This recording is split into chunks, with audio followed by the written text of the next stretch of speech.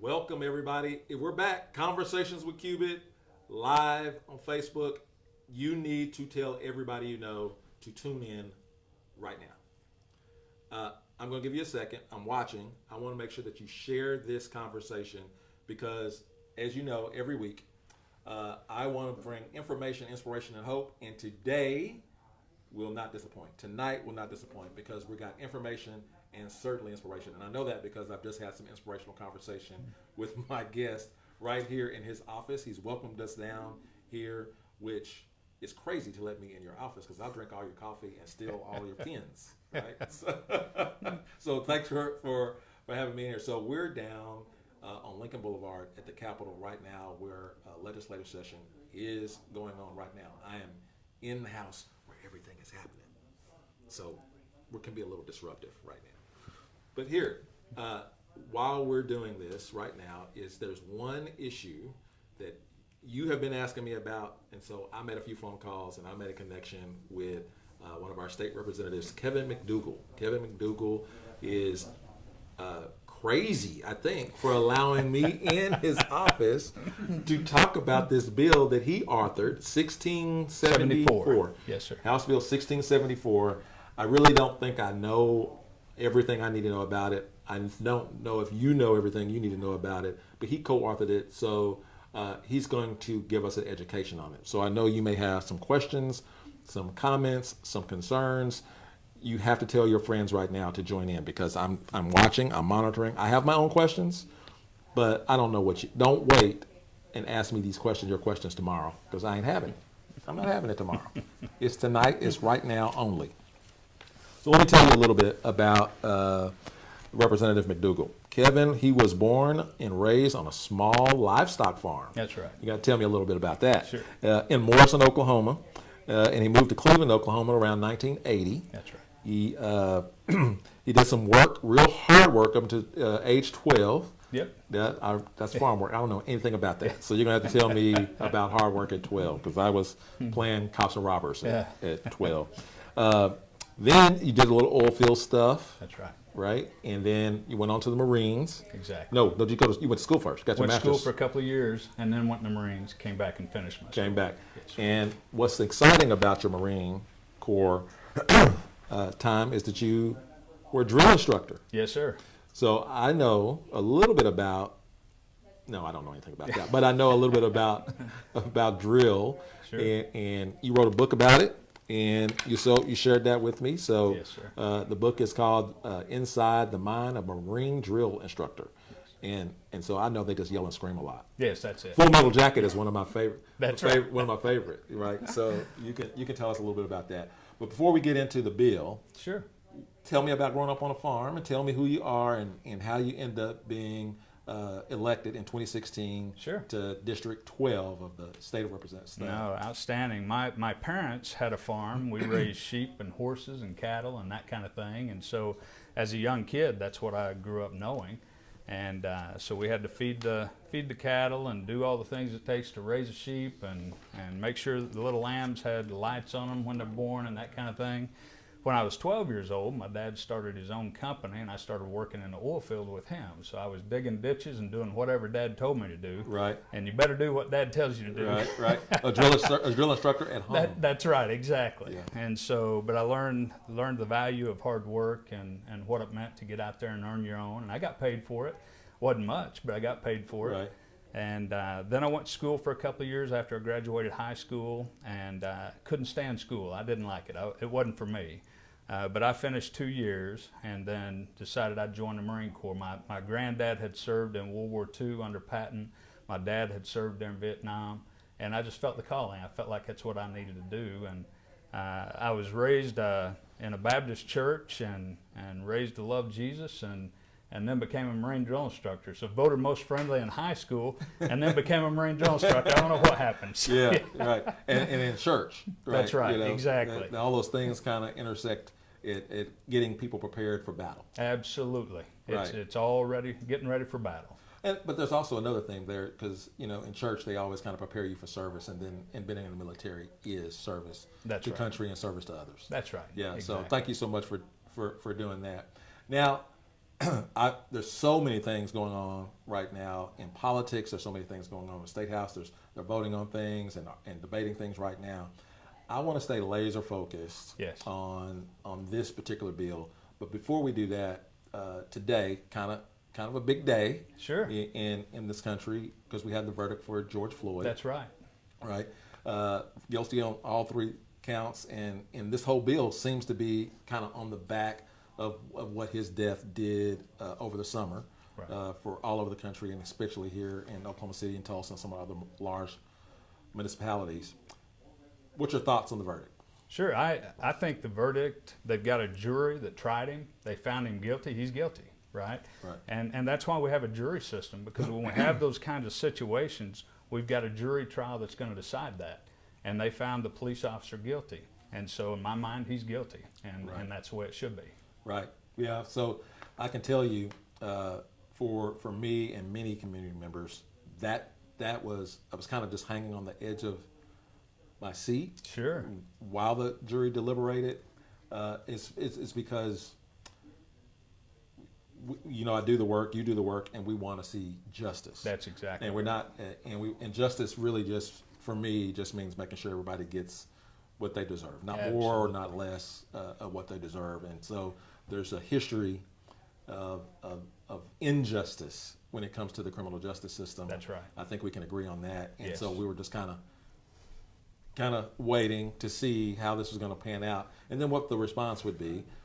Quite naturally, and I think this is a good segue into what the bill is all about, is that had it not come back Sure. with the way it was, if it would have came back not guilty on all 3 counts, Right. then we most likely would have seen unrest in Minnesota, but it could have been Everywhere. everywhere. Yeah, It could have that's been right. everywhere. And so you've taken it upon yourself to co-author this bill 1674. Yes, sir. Tell me about it. Absolutely. The premise of this bill came out of that year of COVID, right? When Yeah. all of us were watching TV. And there's a difference between peaceful protest and riots, right? And a lot of times we'd see riots on TV with fires in the background and people breaking into businesses and stomping on cars and that kind of thing. And we would see that happening, and yet we'd see the news media say this is a peaceful protest. Well, a peaceful protest is only peaceful until it impedes on the freedoms of others. And I equate it to this, they say that when somebody's blocking a highway or a roadway and there's a vehicle on there, to me that's equivalent of me holding you by the shoulders and saying you can't go where you want to go. I'm keeping you from going home. I'm keeping you from going to your mom's house. I'm keeping you from going wherever because I'm willing to block your highway to make my point for whatever news media to be there. So that's impeding on your freedoms as a free American, and that's what I fought for, and that's what I think our most law enforcement officers try to do, is that very thing. So since I fought in the Marine Corps, I saw that, we've got a need to protect the citizens of Oklahoma to make sure that when we do have protests, we don't have one side or the other that's aggravated to a point that they're willing to fight and disrupt, right? So we're trying to lay out some laws and some clarification, just simply saying, peaceful protest, please, let's do it. I'll help you yell from a mountaintop, whatever we've got to do to get news media's attention. But we've got to make sure that when we're doing that, we're not impeding on the freedoms of others while we're doing it, or scaring somebody else, or endangering somebody else. And so that's the full premise of this bill. Yeah, the whole idea of the protest, I don't really see it as the protest to get the media's attention. Right. It's to get the system's attention. Sure. And by means, of course, that might be the media. Sure. What type of things in formulating the idea for this? That's the premise. That's the why. That's right. But when you go through it, what are some of the factors that go into coming up with the finished product? Yeah, absolutely. Some of the things that we talk about in the bill, and mind you, this bill says nothing about peaceful protest, right? This is defining a riot, and a riot's actually defined in Oklahoma statute which I can read that for you if you want. Yeah, let's find out what a riot is. Let's find out where that's at here. I've actually got it. Apologize. All right. Definition of a riot is defined in Oklahoma statute: any use of force or violence, or any threat to use force or violence, if accompanied by immediate power of execution by 3 or more persons acting together and without authority of law, that's a riot. So any force or violence or threat of force or violence, okay? So force or violence. I hope that if you and I had a disagreement, that we could actually have a conversation and we could peacefully talk together. But if I threaten you, I'm going to choke you, I'm going to beat you in the head, I'm going to be violent with you, that steps into that realm of riot, and that's what this bill deals with. The idea in Oklahoma, we truthfully want people to be able to stand on a podium and say what they want to say. We just want to make sure that other people are safe and not scared while they're doing it. Yeah, the idea of protest in and of itself, peaceful, Yes, is a little bit disruptive in nature. it can be. It is. It's annoying. It's a nag on the system. That's right. It's disruptive, that kind of thing. But every single time that you go to a protest, there's a counter protester. Can be. Yes, Right. that's right. Almost every single time. Yeah. I mean, I've been in law enforcement 25 years. Yeah. Almost every single time Yeah. you have a gathering of people that's for something. That's right. There's a gathering of people that's against that something. That's right. And most of the time, you don't even need law enforcement there if it wasn't for the counter protester. Right, right. It would all be peaceful. How are we distinguishing when a peaceful protest moves into protester protecting themselves against counter protesters? Sure. Or counter protester protecting themselves against protesters? How do we distinguish who is causing the riot? That's a great point, and something honestly in this bill, when somebody, either one of those sides, right? Because a lot of times when you do a peaceful protest, you've been given a zone that you can set up in and that kind of thing. When you go get a permit, The system says you can be here. you can be here. That's right. That's right. You can be here. This is where we'll allow you to be, whatever. And if there's another protest, a lot of times you'll see them across the street. Sometimes not. They'll try and intermingle in the crowd. And that's where it gets difficult because you can't tell who's what. But when law enforcement or anyone sees that somebody's threatening or violent, that's the individual that's broken the law and stepped into this. Doesn't mean the whole protest But is that way. Kevin, don't we already have a way of dealing with that person? Is there laws already dealing with that individual? It depends on whether or not that individual committed any of those laws. And that's why we define it here. It says, if any murder, maiming, robbery, rape, or arson was committed in the course of such a riot, right? So it specifically names some of those things because we have seen some of these things happen. And all this does is says, if you do that at a riot, because if you have a protest, I want you to be able to protest without this stuff happening, right? So if somebody comes in and commits these crimes, we want to be able to take them out and be able to fine them, whatever fines we've defined here. But I think that's what's so confusing. It seems as though if you did riot or not riot, any condition, if you did any of those things, robbery, shooting, any of the things you just named, in any condition, that's a felony. It is a felony. That's so right. Are we going a little bit out of our way to describe a condition that, and Right. I'm pushing here. Sure. We're describing a condition that is a protest, especially this summer, was mostly minority held protest. Right. It seems like a statement. It feels like a statement. Don't assemble. Yeah, yeah. And that's not at all, was never my intent. in Right, that, right, just so right. you know. Okay. The intent for me was honestly to allow you to protest as much as you want, but to also keep you safe and to keep the other members safe. So the reason we wanted to define it in this section of law is to let outsiders know that when they come to Oklahoma, you're going to have a peaceful protest, because if you step outside of those bounds and step into a riot, then there'll be additional fines, right, and take it even to a felony, which a lot of those are felony, but we want to define it in this section of law just so people know Oklahoma's not messing around. When we go to Oklahoma, we want to be peaceful, and that's the idea. Another section that we added in there, of course, is the blocking of streets, and I kind of explained that to you. When we had protests here in Oklahoma City, they had streets that they marched down, they came to the Capitol, and they stayed on the course, that kind of thing. And the reason that's important, you know this as a law enforcement officer, if they deviate off that course, now you got traffic problems, you've got issues in the city, that kind of thing. You're disruptive. And you're disruptive once you do that. That's right. You're disruptive. That's right. When I hear about that, I think about to Selma. Yes. I think back to Selma, that protest. Yes. And how that went awry. Yes. They were blocking the road. Yes. They were blocking the road. Yeah. In fact, they were breaking the law. That's right.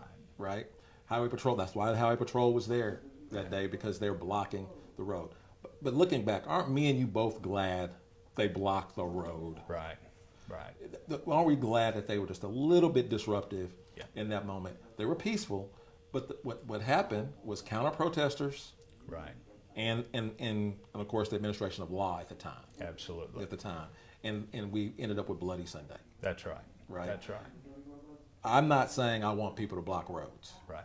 But I don't want the law to say I want to restrict you from doing what you feel like we need to be doing to be heard. Sure. Exactly. To be heard. And I understand that point too. I go back to thinking about this story too, and there were a few vehicles in Tulsa where they blocked the road, and the DA released a report not too long ago, and it talked about the two little kids in the back seat of that front car that were crying and scared for their lives because of what was going on around the outside. Mm-hmm. That one stepped way into the realm of a riot. I mean, you could see pictures of things being thrown at the car, trying to rip the mirrors off, that kind of thing. And in that particular instant, that's the family I'm thinking about. They were planning on going wherever they were going, trying to freely go. Honestly, most people don't even know the riot's going on, right? Or a protest is going on. They're living their daily lives. Just like most people, when we're up here running law, they don't have a clue what we're doing. They're doing their own daily lives. But those kids in that back seat in fear for their lives, and dad saying, how do I protect my family with this particular situation? He had to have a way to get out. I think they let the first vehicle through, and then when the horse trailer came through, they tried to stop it, and he was fearful and ran through. Those are the folks I want to protect too. And all we're saying is, if you're coming from out of state and trying to do this in Oklahoma, we don't want it here. Let's keep it so you know that peaceful. there are some people that come and agitate our events. Sure. Agitate our all things, events. That's right. In an attempt to get, and then there's individuals here in the state that stand behind the peaceful protest line and launch frozen bottles and firecrackers and all that kind of stuff into it to incite. That's right. The police. That's right. And being a part of those things. I haven't been in anything like this summer, but yes.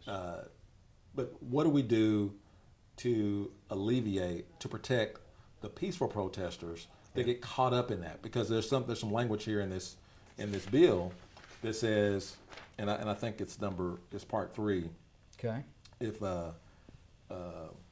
upon conviction. No, I think it says.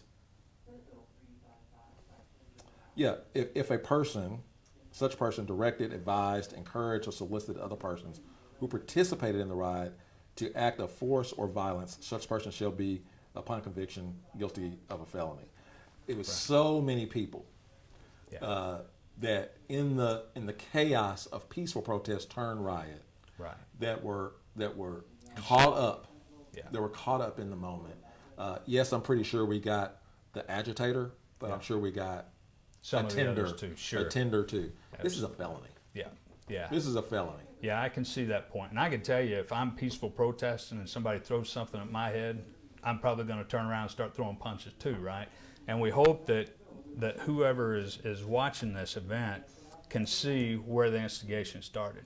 And if it gets to a point that we have that kind of activity, honestly, I would hope that we could work together and say those are the guys, right? And I know it doesn't work that way every time. By any means. Well, that's my point. Is that we had to deal with it this summer, and I know we had district attorneys in both places, that dealt with it, and Sure. they let the police do the investigation, and they tried to get the instigators. Yeah. And they were charged. Some with terrorist charges. Activities. Sure. With charges. So this feels like, what's the point? Yeah. And that wasn't meant to go after anyone other than the instigator. Now, can somebody get caught up in it? I think they probably could. But that's also where right or wrong, or whether you believe in the court system or not, right? Yeah. Because I've been there before where I felt like the court failed me, right? But I also believe it's the best system we have now. And so the heart of this bill is literally to make sure that people stay safe on both sides of this thing. I can see how somebody would get caught up in it or could get caught up in it.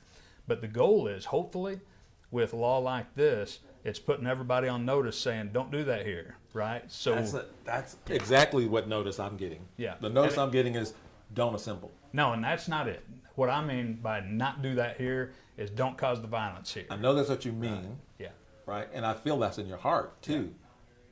But what the perception Yeah. is we can't assemble because I cannot send my baby down there, Right. my teenager, my young adult, down to something that he is or she is passionate about, yeah, because I know the counter protesters, I know the agitators, and I can't afford you to get a felony. Now, the right to, the good fight, good trouble is a misdemeanor.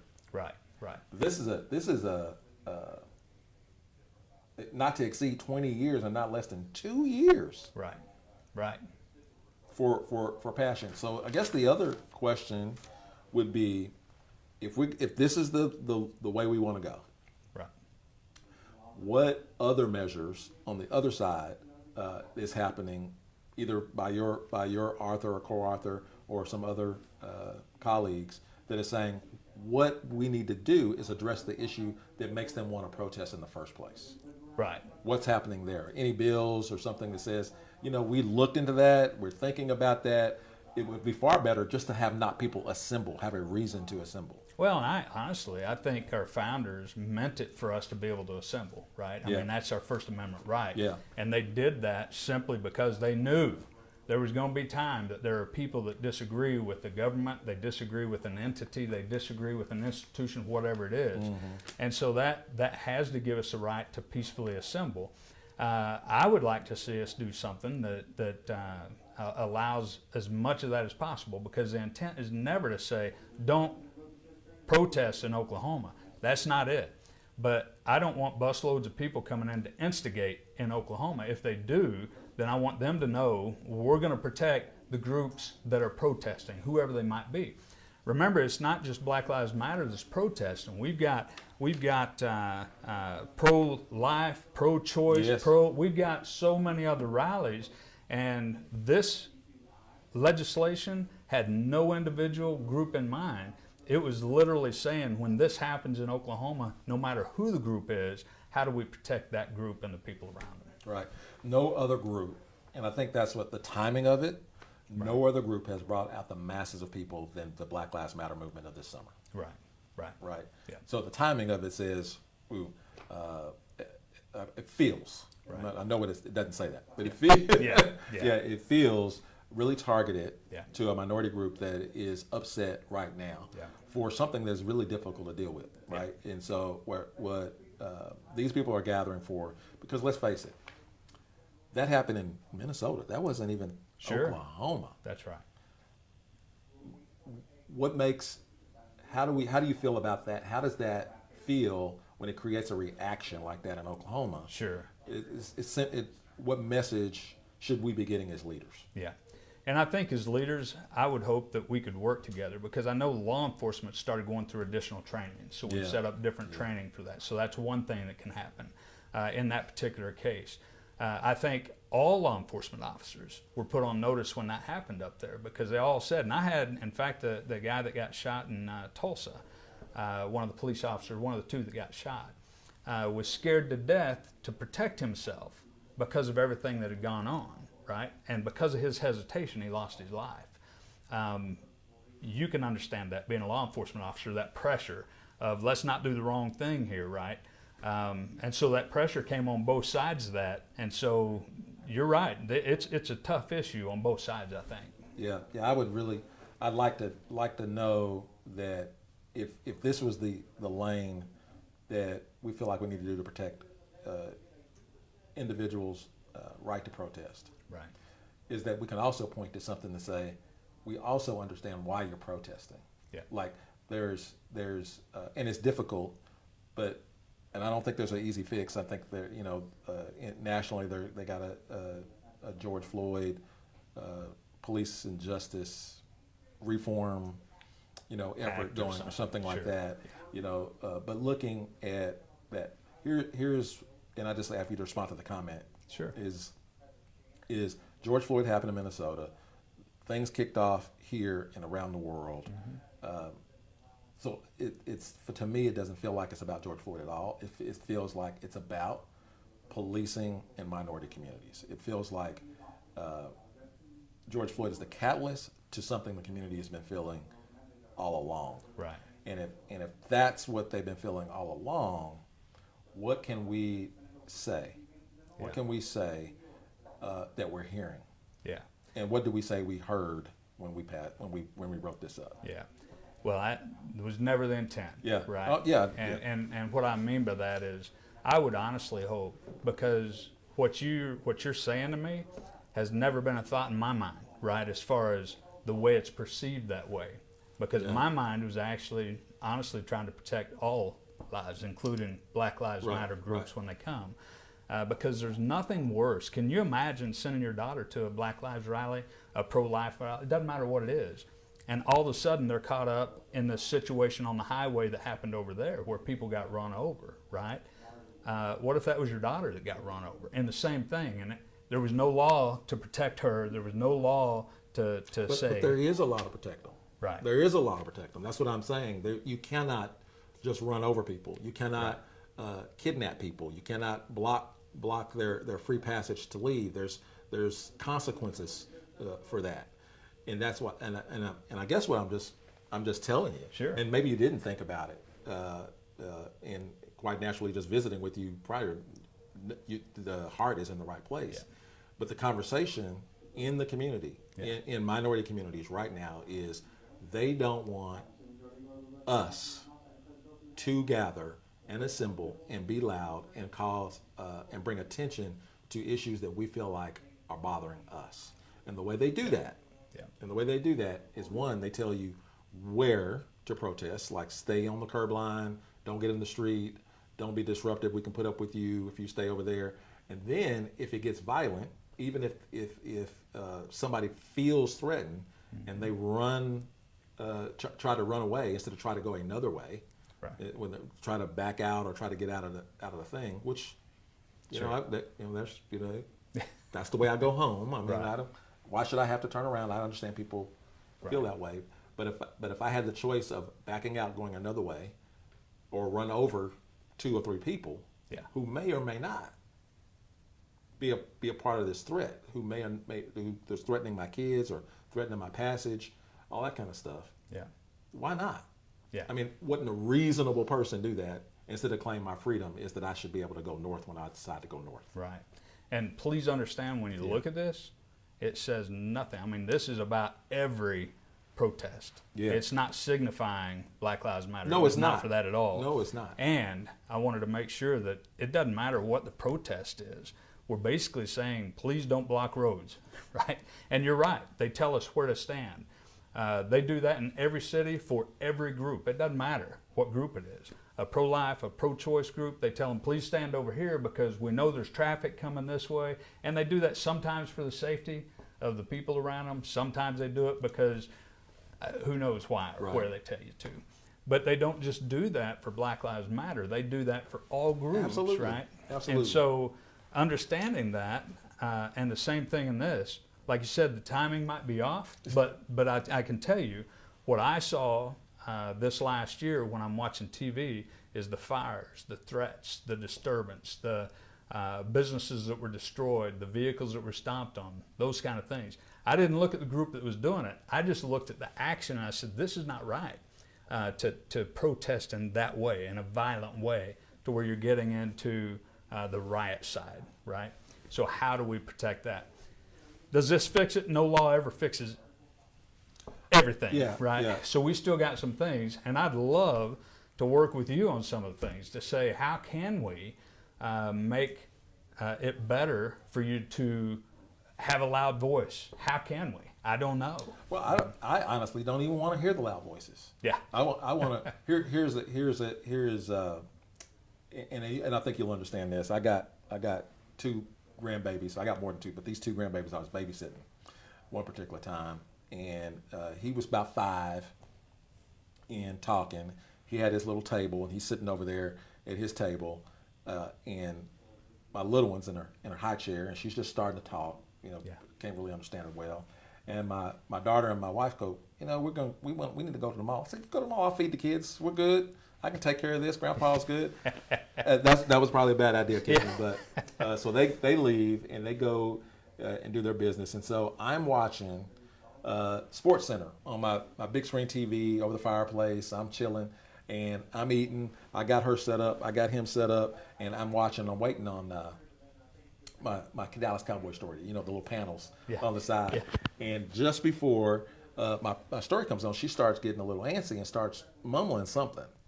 And I'm going, babe, what is it you want?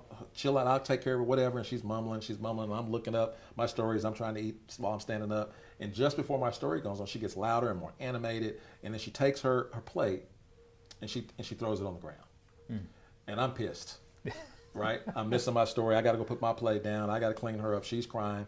Her crying causes him to start crying, and he gets it. What's wrong with you? You got everything you got. And so I got all this chaos going on, and finally I go, all right, if I don't get this under control, your mom's gonna come back, and I'm gonna look like I can't handle 2 little kids, this kind of thing. So I start calming down, slowing down, and it's like, baby, what's wrong? And what she was trying to tell me, Kevin, was that I had given her brother's Spider-Man cup, and he had her Frozen cup. Got it mixed up. I didn't give her the right cup. Right. And my point is I hated the riot that she threw. Yeah. But she hated the fact that I didn't take time to listen to her. I agree with that. Right. And I could have taken the time and avoided the chaos if I wouldn't have been caught up in my own thing, my Sports Center, my big screen, my plate, and all that kind of stuff. I was the authority figure. I was the one that could have fixed it. I was the one that could have listened. Absolutely. But because I didn't listen until she got out of bounds. Right. Right? Yeah. And I want to create the kind of atmosphere in this community where we make sure we're listening. Sure. So that we never ever have to throw plates on the floor. Absolutely. Right? And that's what not riots. Protest. Protest. Right. Yeah. That's protest. Right. That's what protest feels like to me. Sure. Is I just want to know, what are you trying to tell me, and do I have the knowledge, the capability, resources to be able to respond to that? And if not, why? Yes. Where is our response to the cry for protest? I guess that's right. the question. Where, as a state, Yeah. what are we saying? We saw those fires. Yeah. We saw those things. Now we know some of those people, they're just doing that. That's right. right. That's but right. the people that came down there, the majority of the people came down there because They got caught up in it. we That's gave them right. a frozen cup. Right. They feel like they got the frozen Right. cup. Right. Right. Yeah. What are we doing to give them the right cup? That's right. That's great. I think a couple of things. One, we want the protest here. 2, though, this kind of conversation in this house can help a lot. Yeah. We do have the ability to make sure that law enforcement officers go through the needed training, right? Some agencies do a great job. Others need some help, right? But we also give them the resources they need to make sure that happens. So there are some things that we can do. Whether or not that's being done, that's not been my priority by any means, just because it's not been my need, right? Right. But yeah, I'd be willing to work with, and I know there's people in the building that are too.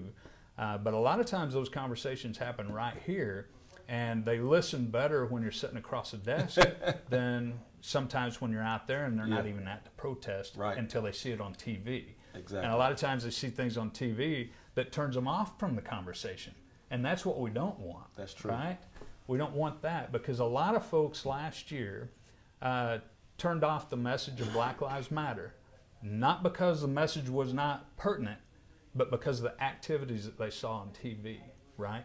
And that's a sad thing too. And I'm hoping that with this, and maybe this didn't go far enough one way or the other, but I'm hoping that this actually starts the conversation of let's have peaceful protest, and then let's figure out how can we have that conversation to where people actually listen, right? Right. And I don't know what that looks like, but I can tell you from my perspective too, the TV I shut off at a certain point because it disrupted me to say we live in a free America and this is happening, right? So I think it all depends on the perception of the message. What has been, prior to me pushing back against this, what's been the major, you said you got death threats over this bill. We did. What's been the major pushback over this? Yeah, none of them actually from here. I think some of the pushback we got came from a misunderstanding. They didn't read the bill, right? Some people actually said, well, you just want to run over Black Lives Matter. No, I don't, not at all. But some news media or organization had put out that Kevin McDugle hates Black Lives Matter. That's the furthest thing from the truth. And so the death threats came from a message they heard that wasn't even true, right? For instance, we got a death threat out of Canada, all the way from Canada. And we got one out of California, none from Oklahoma. But I think in Oklahoma we do a much better job of being able to communicate with each other too. But I think whenever you hear something, I've learned this here especially. Before I came here, I heard that there were a lot of bad people up at the House of Representatives. But when I got up and I learned who they were and I was asking them questions, I found out what I learned about them wasn't at all true. And so I just encourage the communication and getting to know people one-on-one like this to find out what is their heart. And sometimes your perspective can change my idea or view on the way to handle a bill. Right, right. Well, I certainly appreciate you taking the time. You certainly didn't have to have this conversation with me knowing good and well that I had very high opinions against the measure. Yes. And so hats off to, I don't know if anybody else would do that. Well, it's important, I think. It's the only way that you and I grow and learn from each other, right? If we don't have this conversation, you don't see my perspective, I don't see yours. Right. So. Let me look and see if anybody is throwing spitballs at us. Sure. Right. Is it all bad? Is it bad? No, it's just people watching. We're doing fine. We're doing fine. Is there anything else that you wanted to share? So what do we need to be looking out for? What's coming up next? Right now we're in the last week, deadline week. They're still hearing bills now. Every bill they run through the House affects every citizen of Oklahoma. Yeah. So I think it's important that we all pay attention to everything that goes through. Get personally involved, personally come up here and talk to your representatives. And I can tell you I respond a lot better when people come in and sit down there nice and smiling. I don't care what they're saying, but when they come in and they've got hate in their heart and they're trying to throw things around, then that's difficult for me as a Marine to handle sometimes. Right. I don't always, I don't know if you've seen any of my videos in the past, but sometimes they're drill instructor type videos, right? Yeah. But my heart is one that came from my foundation with the church, and I know where I'll go when this is all over. My love for people is strong, and I just want to make sure that we all, as you do, are heard, and that's why I'm willing to have this conversation. Man, I really do appreciate it. At the end of the day, I want to make sure that we model disagreement and love for your neighbor. Absolutely. Right, and so there's a way. I really think that. I don't know where this bill is. I think it's on the governor's desk or something like that. Yes, sir. But I would have loved to have this conversation to say it's bad timing. There's some other things that I would have loved to have maybe tried to alter the language. Some of the things I think will be, and we will see. Time will tell. Sure. We'll see. I think will be harsher on those most likely to protest in large number than others. Yeah. And that's just those are people that are feeling like that their cries for justice are not being heard. Yeah. But they protest anything. Like I've seen small crowds of protest almost every time I pass by here. Yeah. There's people making a statement about something, but they're not necessarily large numbers. Yeah. Of people like we see minority groups, indigenous groups, that's right. Women's groups, and so I don't want to give. I want to send a message, Sure. but I don't want to send the wrong message. Absolutely. To the wrong people, and this is my fear about this. Was why I really wanted to have Gotcha. the conversation. So I appreciate you having it. You all, thank you so much for joining us on Conversations with Cubit. It's been a great day. We had Adam Luck. If you didn't watch me earlier today, we had Adam Luck on earlier today, and Representative Kevin McDugle opened up his office and shared some time with us to explain House Bill 1674. Until next week, we'll see you later.